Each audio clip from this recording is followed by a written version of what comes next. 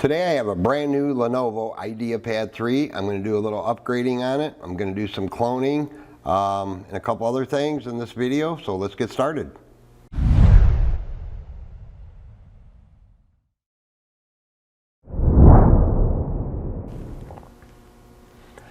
Hey guys, how's it going? Dale here. Today I have a brand new Lenovo IdeaPad 3 15.6-inch laptop. I'm going to do several things in this video.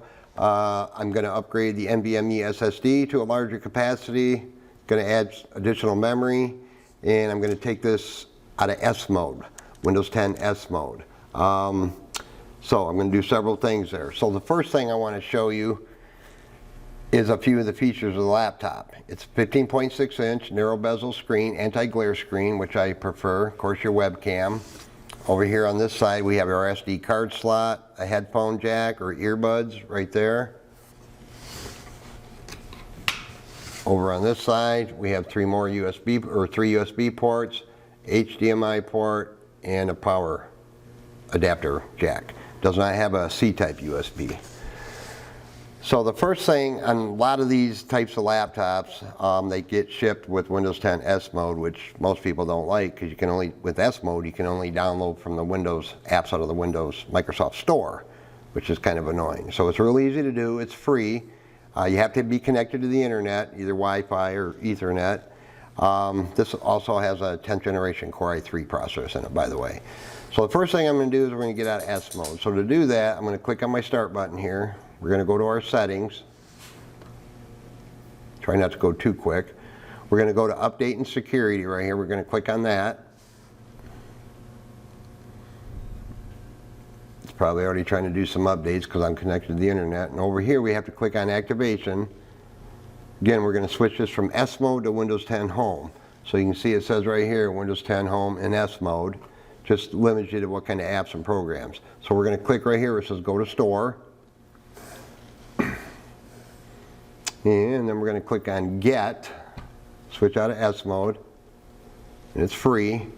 But you do have to create a Microsoft account to do this. If you already have a Microsoft account, like a Hotmail or an MSN.com or Live.com or an Outlook.com, you can use that. But it's really easy just to click on Create One right there.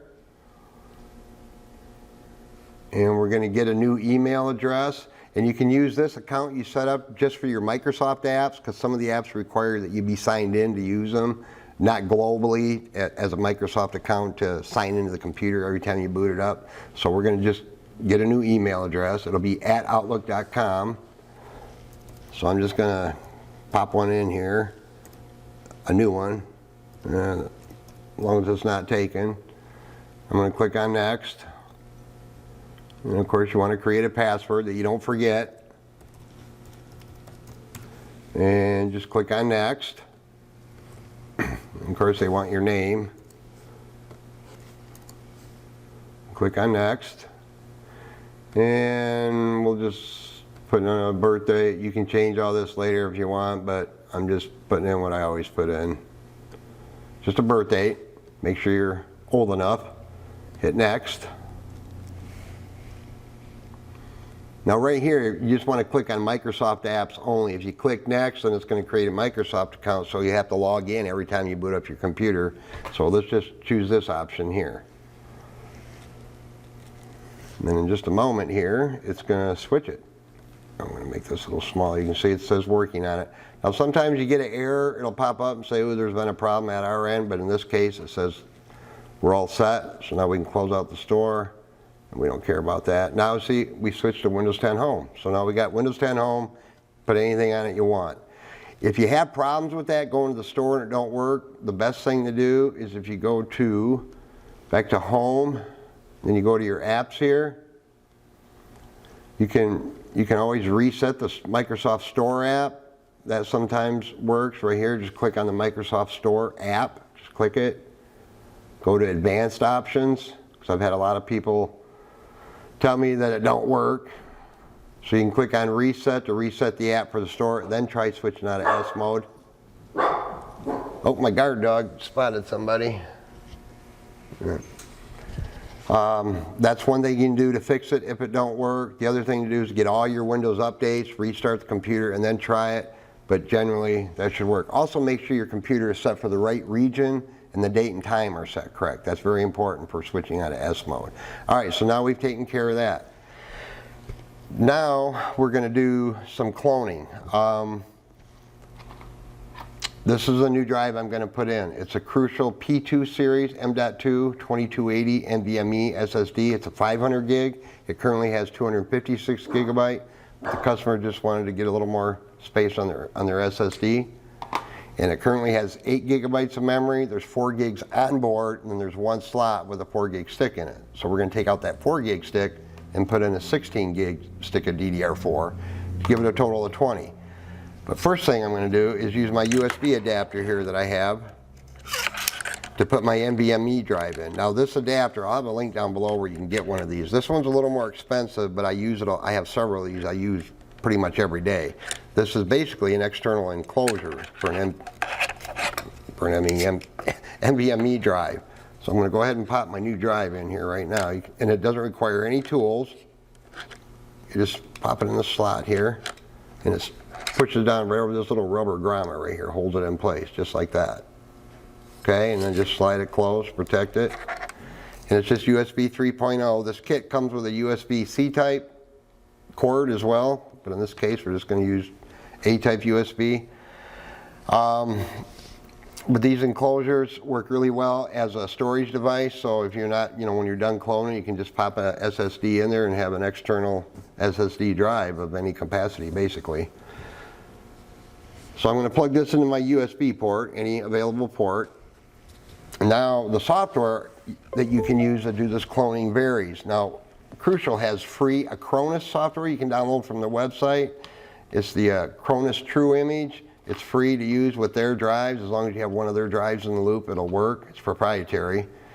And in this case, I'm going to use the free software called Macrium Reflect 7. I just want to use that because it's a little trickier to use, but let's go ahead and I'm going to show you where to download. I'm going to open up my web browser here. And I don't care about that. So I'm going to click on my little link here I got for Macrium website. You just want to get their free edition. They have their home and their pro and all that, but I'm going to scroll down here. And you're just going to click on right here for home use. It'll download it, which I've already done. And I'll have a link down below where you can get to this. It's pretty simple to find, but it's macrium.com basically. So close that out, and I've already downloaded it right here. So I'm just going to double click it, and we're going to install it real quick. So on this, you can see it's the free edition, and I'm going to hit the download button. This is where it's going to download it to, in my downloads folder. So it'll take just a minute. Not a very big package. The Acronis, when you download that, it's about 400 megabytes. A lot of the different manufacturers use the Acronis True Image, which I use pretty much every day. It's good software, but I just want to show you how to use the Macrium Reflect 7. It's totally free.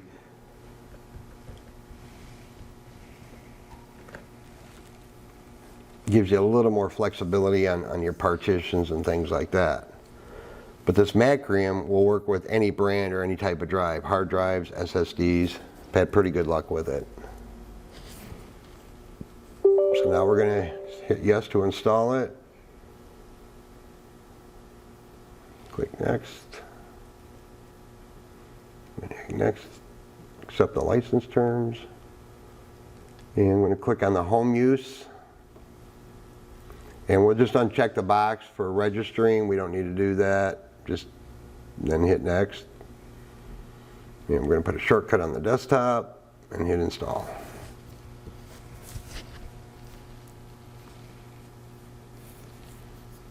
There's no customer data on this yet, so the clone should go pretty quick. So launch now is checked. I'm going to hit finish. Alright, so it comes right up, ready to go. I'm going to click right here. Okay, this is our current disk that's in here right now, the 256 gig. And I'm going to click here where it says clone this disk.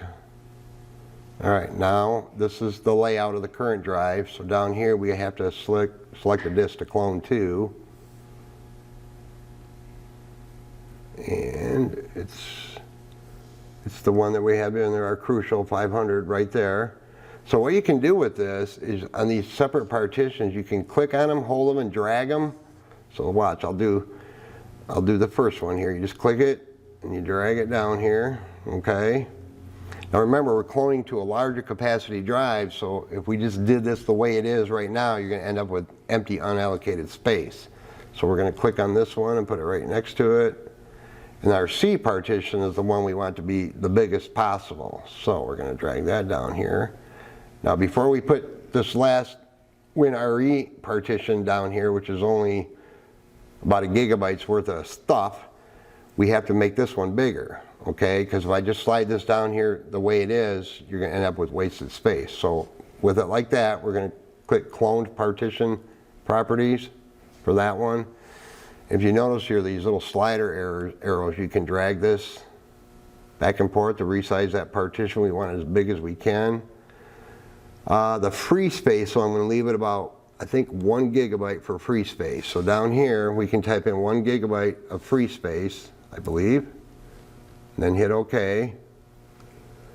So now that we should be able to fit this one in there without any empty space. So click and drag that one down there, and we got some empty space. 24 megabytes. I'm not too concerned about that. Let's just make that a little bigger. There. All right, so we got extra 20 megabytes. So now we're ready to clone. If you're happy, you can get those a little more precise, but this is just fine. We're going to hit next. And we're going to hit next here on a schedule. We don't need to do that. And we're going to click on finish.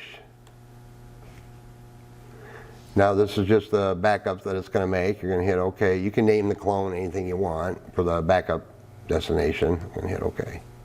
So you can see the clone has started. This shouldn't take too long, guys, because again, there's not a ton of customer data on here. It's just a clean Windows 10 factory install. So I'm going to let this go, and when it's just about done, I'm going to come back and show you how to kind of wrap it up, and we'll see how long it totally takes. All right, so I'll be back in just a minute. All right, guys, we're getting real close to the end here, you can see. I know it's been about 8-10 minutes. Again, there's not a ton of data on here, so this clone went pretty quick. So now it's opening up and showing us our new drives. Close out these.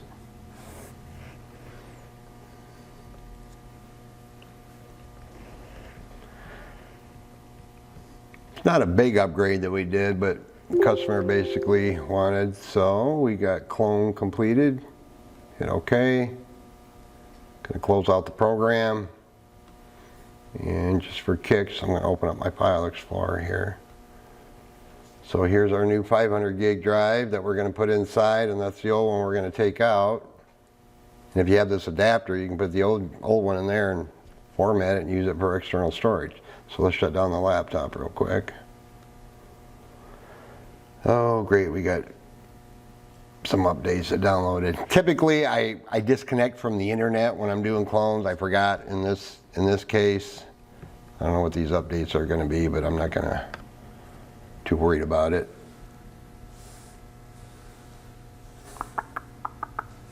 I'm just going to shut it off because we're putting a new drive in it. So I'm going to unplug my USB adapter here, take out the new drive carefully, nice and warm. So we're done with that. Unplug my power, make sure the laptop's all the way off, which it is. All right, now we're going to open it up. And again, with any job like this, when you open up a laptop, please make sure you're working in a good anti-static environment. Very important. My bench tops, my floors are all anti-static. I've been doing this for 25 years, never had a problem. So I've already removed all the screws, guys. They're all the same length, so you don't need to worry about that, which one goes back in which hole. So I use these plastic spudger tools that you can easily get online. I'll have a link down below where you can order a bag of these for a couple of bucks. And if you stick a metal screwdriver in there, you're going to booger up your computer.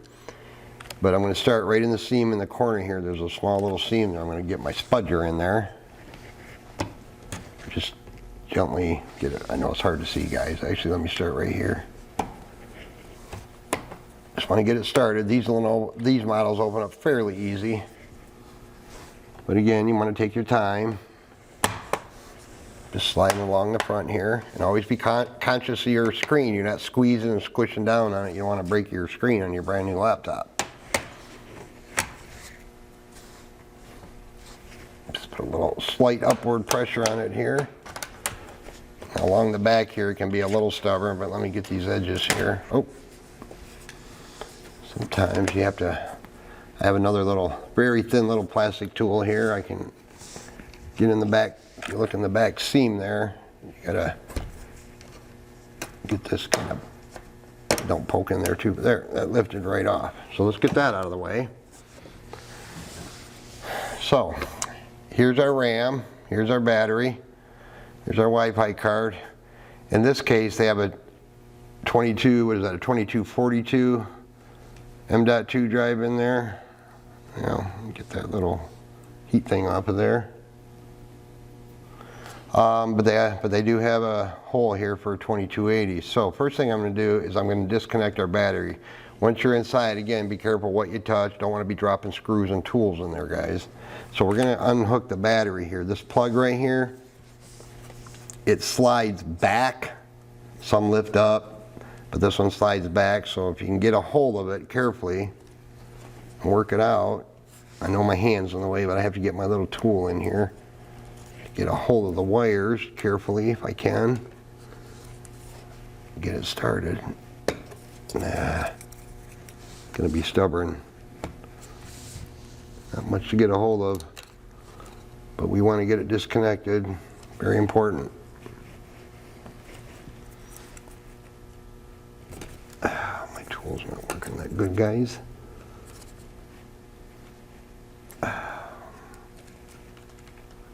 If worst case scenario is, which I'm going to do on this one because I don't want to break the wires. There's only a couple of screws holding the battery in. So let's take out the I'm going to do it this way, just to be safe.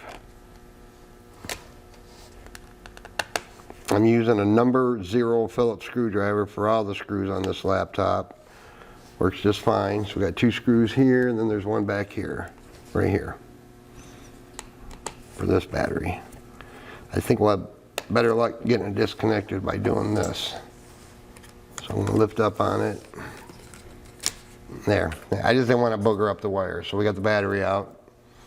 Just to be safe, I'm going to open the lid carefully. I'm going to hit my power button a couple of times to discharge any residual electricity that's in there. Alright, so we're going to remove the RAM. We're going to pull these arms apart on the side right here. Just, you know, pops right out. So like I said, there's 4 gigabytes of RAM on board, which is right here. We're going to put this 16 gig stick in there, 2666. Now we'll have 20 gigs of RAM. Got to get our NVMe drive out of there, a little short stubby one. It's a SK Hynix. Nothing too fancy. So we're going to get that out, and we're going to put our freshly cloned onto 500 gig 2280 NVMe drive in there. Oh, I see what they did. All right, I got to get that little nut out of there. So I got to go grab a tool, guys. Be right back. All right, guys. This little nut here, the little standoff, you just have to get a little nut driver and loosen it, which I did. I'm going to unscrew it, but I believe we're going to have to use that in the other hole here so our drive is level in there. So bear with me while I get this thing started in there. It's a very tiny little doohickey here. I'll show you in a second. I know you can't see. Sorry. You can see what I got to do. I got to screw that in the hole. Not a very good design, actually. Just get it started. Alright guys, I had to move this little threaded little stud here from here to accommodate our 2280 drive. So I'm just going to finger tight it in the hole here. It was just hard to get started. Alright, so now I'm going to put my new SSD in the slot carefully. Let's these Wi-Fi wires here. Should be good. Alright. Get our mounting screw. And again, I'm using a number 0 Phillips with a good magnetic tip. Tighten that down. So now it sits nice and level across there. Okay, so we got our new RAM in, we got our SSD. Now let's remount our battery, and we should be good to go. Hopefully we got a good clone. Alright, so let me get my junk out of the way here. So we get that battery hooked back up before I screw it in. Yeah. Just don't give you a whole lot of wiggle room on those cables there. There. Got to keep spinning around, sorry guys. Yes, my bench tops will not scratch the laptops, as you can see. They're anti-static carpet. Oop. Come on, get in the hole. Alright, so we're good there.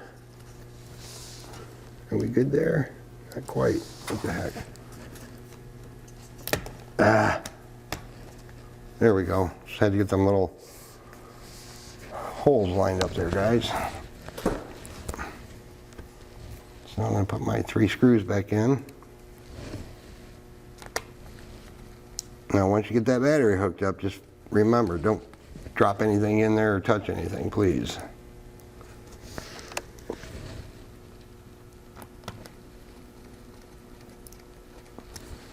And one on the end here.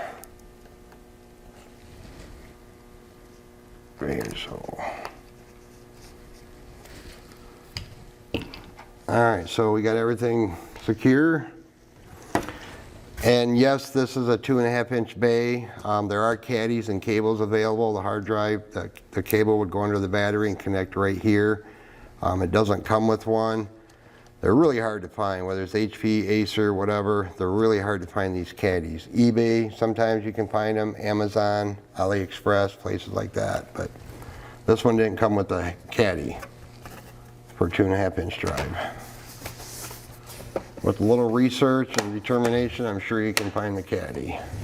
I keep a few in stock for certain models that are easy to get, but not for this one. Alright, so I'm not going to put the screws back in just yet on the bottom. I just want to make sure everything went good. I'm going to plug in my AC adapter. There's our old SSD. Turn it on.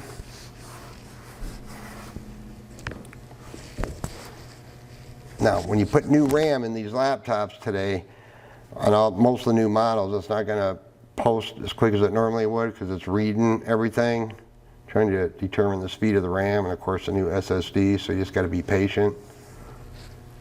I sometimes wait up to a minute for it to post.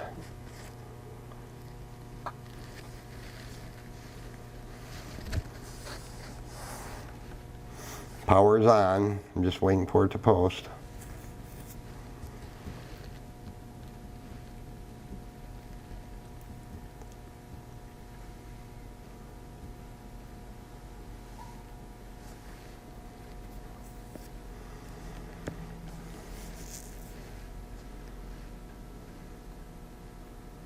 Come on, Lenovo.